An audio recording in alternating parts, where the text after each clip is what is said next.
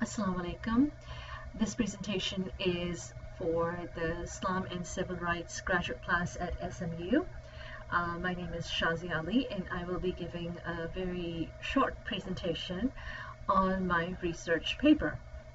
My research paper is basically focused on the American Muslim woman identity, and what I will be specifically looking at are some of the influences of the nation's woman on the American Muslim woman identity in the 21st century. As I'm going to go through this presentation, I would first like to walk you through the process of how I narrowed down my topic and what I came up with and what my argument is, and through that I will hopefully be able to explain why I'm making this argument and why I am looking at this particular research. So one of the primary questions that I had when I began researching this topic was, how do we define the American Muslim woman of the 21st century? This in itself is a very difficult question, because obviously this identity is in flux right now and it hasn't been defined. So what I'm trying to do is I'm trying to capture an essence of what does an American Muslim woman in the 21st century represent, and what does she really like, besides the fact that there are certain representations out there that may not be correct. So as I said, the definition is in flux because we're still discovering it. However, there are also, the problem with this question was that there are too many identities there and all of them are correct. So how do you pinpoint to one thing? So some of the questions that I came up with was, do I want to look at the first or second generation immigrants, or do I want to look at the African American women who are possibly, like the nation, reverting back to their ancestral religion? So which particular group was I focusing on? This was my main question, and this is the one that I grappled with for some time, especially while doing my research. In an attempt to make my argument just a bit more focused, I decided to focus on one specific component, and that was to basically narrow it down to the first and second generation immigrant Muslim women and the formation of their identity. And some of the things that I started looking at were how and what kind of external influences is the immigrant Muslim woman facing, and how do they play a pivotal role in the formation of her Muslim identity. Now on the slide I say Muslim identity, but essentially I'm looking at the American Muslim identity, to be very specific. Keep in mind that when I'm working on the first and the second generation immigrant, that in itself is a change. The first generation faced different influences and different challenges, and the second faces a different set of challenges. So I will be addressing that as well in my paper. So one of the first influences is, of course, and during my research, I'm just going to quote a few research here, but most of it will be in my paper. One of the first things that I looked at was this particular quote that I have up on the slide in Iman Hashim's book, and I found this to be very fascinating because basically they argue that Islam is often represented as a religion which denigrates women and limits their freedom. However, many scholars have found evidence in Islamic texts which is supportive of women's rights, whereas Western concepts of feminism are often resisted as foreign and subversive of Muslim culture. Arguments for women's equality from within Islam hold a lot of potential for feminists. What I found fascinating about this particular book was that it took feminism and basically talked about feminism from not just Islamic perspective, but the fact that Islam was actually supportive of equality and feminism in its own way. And so the feminists had it all wrong when they were trying to explain that women were, that Muslim women are being suppressed and they're not being allowed their freedom. So there's a real interesting parallel here that I looked at a bit more deeply. So, and I realized that religion was one of the influences, and feminism is also one of the influences that these women are facing. Another influence that these women are facing are, of course, the stereotypes. And here I have another quote that is, many times women have been the focal point of Western efforts to understand the Islamic faith. So yes, to understand Islam, the West has often looked at Muslim women to understand it, not as much to Muslim men as to Muslim women. So the image of the Muslim woman, especially by the West, is often distorted or incomplete. So Muslim women in popular Western media, of course, Muslim women are depicted as passive victims of masculine dominance, either fully shrouded and demeaned or semi-naked and kept in harems. So there is this whole, this whole two extremes that are being discussed here. So stereotypes have had an influence on the identity, on the formation of the identity of the Muslim woman. And then, of course, let's not forget the political platform. Politically, we have, especially post 9/11, when you have Laura Bush declaring that we are now engaged in a worldwide effort to focus on the brutality against women and children by the Taliban. This whole political platform, this is just the beginning, of course. When you look at the 21st century, the past 17, or actually 15, 16 years after post 9/11, there's a lot of rhetoric about Muslim women, and that is being said from a very high up political platform. And to challenge that and to say that that does not have an effect on the formation of this identity is ludicrous. So we have to understand that there is obviously some impact, especially on the post 9/11 generation that is growing up in the US. So the political platform has had a very strong impact. These are some of the influences. And lastly, but not the least, I have the nation's woman. And the reason I looked at that specifically was because, number one, the limitations of the paper. It is only 15 pages. So I couldn't possibly focus on all of that. I could only focus on one thing, and I was fascinated with the structure of the nation's woman. And I have a Gibson and Karim quote up there that says, the nation of Islam's experience for women has been characterized by an expression of Islam sensitive to American cultural messages about race and gender, but also by gender and race ideals in the Islamic tradition.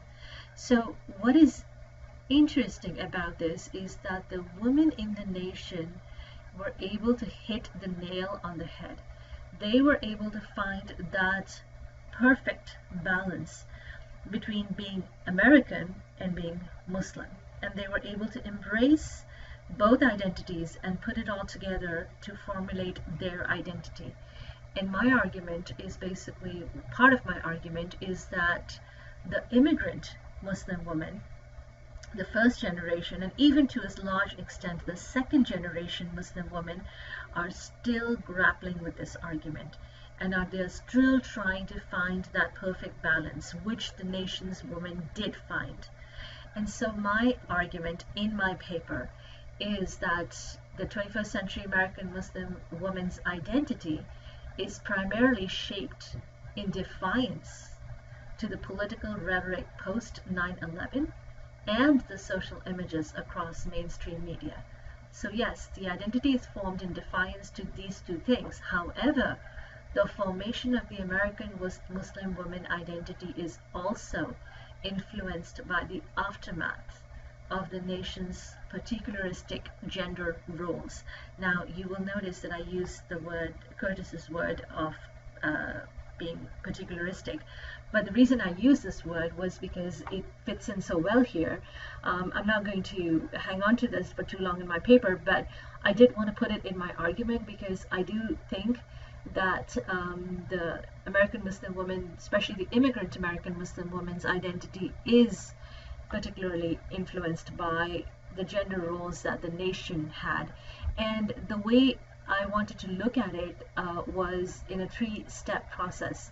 But before I do that, before I get into my three-step process, I wanted to talk about, I will talk about briefly about the post 9/11 basically the environment that these women are growing up in, the environment that some of them are entering America. Some of them, if it's first generation immigrant, then some of them came right before 9/11, or they came right after 9/11, and so they're grappling with that identity of understanding the impact of 9/11. And then there are others who were born before or right after 9/11 and have grown up with that, with being in the limelight. So one of the things that happened post 9/11 is, of course, that Muslim women came up in the limelight. There was this whole damsel in distress syndrome where the Muslim women had to be rescued from their oppression or their ignorance or whatnot. So essentially you have a damsel in distress syndrome that is trying to be overcome, and that's why I say that this generation is growing up in defiance to this. They have to be defiant to this particular syndrome. And in addition to this, an understanding of the religion becomes imperative for the generation growing up after 9/11. So there are two extremes again being set up here. So either you completely embrace yourself and you completely understand Islam and be who you are in defiance to it, or the other extreme was you become completely alienated with it. And we saw some examples of those as well. So there was no middle path post 9/11. It had to be either you embrace it or you alienate yourself from it. And between these two factors, you had to find a path. And unfortunately, there was no path in the middle. So as I said in my paper, what I look at is I looked at the women of the nation and basically came up with three initial steps that they took to formulate their American and Muslim identities. The first step for them was they educated themselves with the Nation of Islam teachings. So they learned about this particular faith, and they learned the teachings. And then the second was they embraced who they were. They embraced their strengths. So they took those teachings and they embraced it with their personalities of American women and even African American women specifically, and they became essentially queens. And then the third step that they took was that they began teaching others. They began educating others about the liberty, they made an attempt to make others understand the value of this religion. And this is the three-tier step that I argue in my paper is something that the immigrant American Muslim woman is doing as well. Now, this influence is most of the time could be unknowingly done because not many immigrant Muslim women know about the nation's women, but this is the path that most immigrant women have taken as well. They are embracing their identities, and they are first educating themselves in the religion itself. So when an immigrant Muslim woman comes to the US, one of the first things you see is either they become completely alienated with the religion, or they are completely putting themselves into learning about the religion. It's one or the other. There are very few exceptions to the rule. And in this process of learning about it, they become more stronger in embracing their identities. And they are obviously challenging stereotypes. Some of the challenges that I found in my research that they faced were, of course, very different than those of the nation women. The first generation immigrants obviously faced the huge challenge of not being invested in American culture. So essentially they were on two learning tracks. They were learning about the American culture, and they were also learning about the culture that is, the Islamic culture. So they're learning about their religion and they're learning about the American culture. And somewhere in the midst of this, they're fighting the battle against their own cultural baggage. So as they are embarking on this battle between their cultural baggage and learning about the American culture and putting that against being Muslim and trying to combine and formulate an identity, their task becomes just a little more uphill.